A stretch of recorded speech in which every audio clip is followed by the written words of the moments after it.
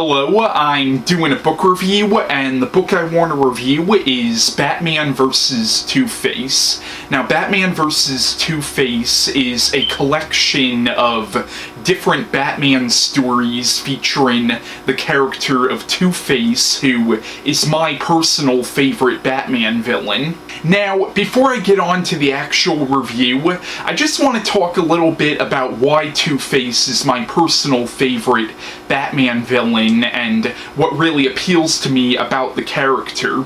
The thing I like about Two-Face is I'm a real big fan of, tragic villains. I'm a fan of villains where while you don't condone their actions, you see what drove them to become this. And Two-Face is definitely one of Batman's most tragic and sympathetic villains. And to be fair, Batman does have quite a few sympathetic villains. I mean, Mr. Freeze is very sympathetic, so is Harley Quinn, and even Bane, if you consider Bane's backstory, is kind of a sympathetic villain as well. So Batman does have a lot of really tragic villains.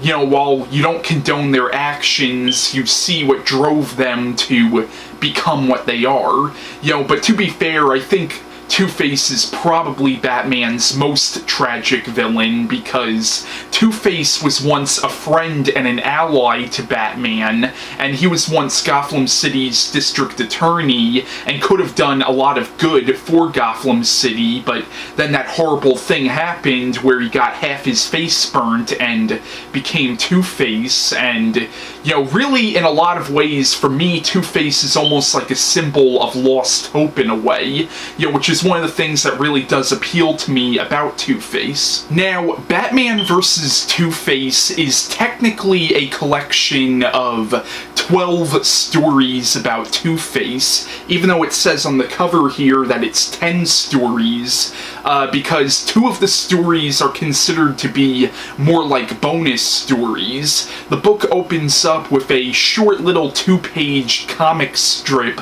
basically retelling Two-Face's origin, and I thought that was okay, but the book ends with a story called Two of a Kind, which is definitely one of my favorite stories in the whole book, and Two of a Kind is actually written and illustrated by Timm, who was one of the main producers behind Batman the Animated Series, and Superman the Animated Series, and Justice League Unlimited, and Batman Beyond, and the artwork in this story is very similar to the animation style in Batman the Animated Series. But basically, this story, Two of a Kind, is the way the story plays out. You could easily set this in the continuity of Batman the Animated Series, although this is actually much darker than Batman the Animated Series, because Batman the Animated Series was definitely a kids' show.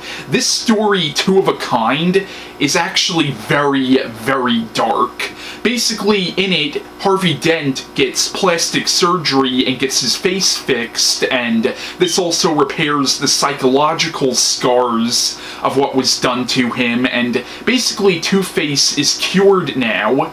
He's no longer Two-Face, he's Harvey Dent now, and what happens is he ends up falling in love with his surgeon, and the two of them get married, and it seems like things are looking up for Harvey Dent now, but what happens is it turns out that this woman that Harvey Dent has now married has a twin sister who is completely psychotic, and let's just say that this story does not end well for anybody by the end of it. It's a very tragic story, but it's a really, really good story, and even though it's considered to be more of a bonus story in the book, overall it's definitely one of my favorite stories in this whole collection.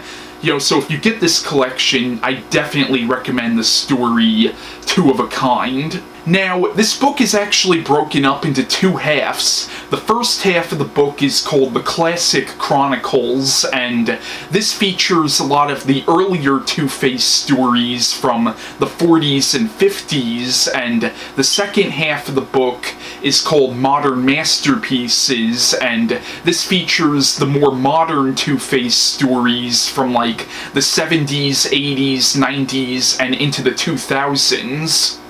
Now, the first half of the book, as I said, is called the Classic Chronicles, and this features a lot of the earlier Two-Face stories, which were published back in the 40s and 50s. The first story being actually the first Two-Face story ever written, which is a two-part story. The first half called The Crimes of Two-Face, and the second half called The Man Who Led a Double Life, and this story is actually written by Bill Finger and illustrated by Bob Kane and Jerry Robinson. Bill Finger and Bob Kane being the two original creators of Batman.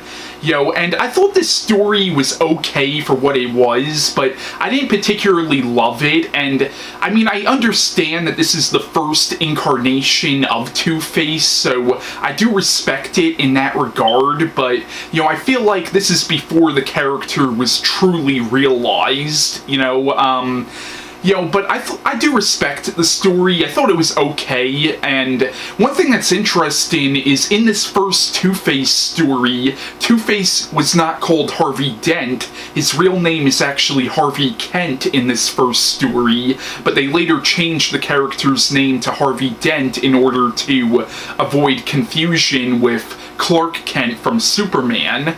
And what's interesting is in this story, there's actually a scene where they're in a movie theater and Superman is playing on the movie screen, which I found to be interesting. I guess at this point in the Batman continuity, Batman and Superman weren't considered to be part of the same universe, but now, of course, pretty much all of DC's comic book series are all set in the same universe, but I guess at this point, Batman and Superman were considered to be part of their own continuities, I guess, but it is an interesting story, but I didn't particularly love it, though.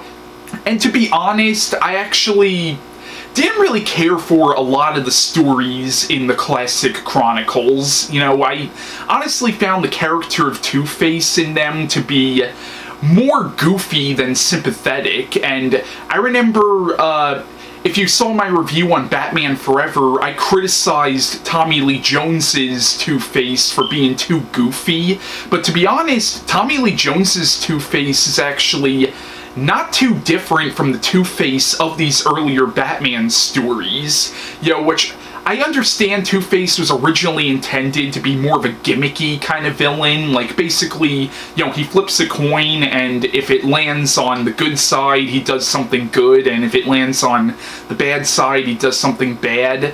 I understand he wasn't originally intended to be taken that seriously, but I feel like now the character has been more realized, and now I think the character, he really loans himself more to the more serious kind of Batman story. And I just feel like the earlier version of Two-Face from these earlier Batman stories, I found him to be more goofy than anything, so I personally didn't really care for these older Two-Face stories. I do respect them, because they are the first incarnation of Two-Face, but I don't particularly love them. Now, the second half of the book, which is called Modern Masterpieces, I honestly like the stories in the second half a lot better, with the exception of the first story that shows up, which is called Half an Evil, which was published in 1971 and is written by Dennis O Neil, who has written other Batman stories. Most of those I really liked, but I don't know, this story wasn't really my cup of tea, but I really liked the stories that followed this one. Now, my absolute favorite story in this whole collection is a story that for some reason goes untitled, but it's a story that was published in 1989 and is written by Mark Verheiden. I'm not sure if I'm saying his last name right, but basically the story is about a criminal who was sent to jail by Harvey Dent back when Harvey Dent was the district attorney of Gotham City, but now this criminal gets released from jail and he now wants revenge on Harvey Dent, who of course is now Two-Face. And what happens is this criminal goes after this woman who was apparently Harvey Dent's wife before he became Two-Face, and now in the story Harvey Dent, or Two-Face, now has to save his wife from this criminal. So in the story, Two-Face ends up being the hero of the story, and that's one of the things I really liked about it. You really see that deep down, Harvey Dent does not want to be Two-Face. I thought it was a very moving story in that regard. So I definitely, if you get this collection, definitely check out this story. Like I said, it goes untitled, but it's probably my favorite story in the whole collection.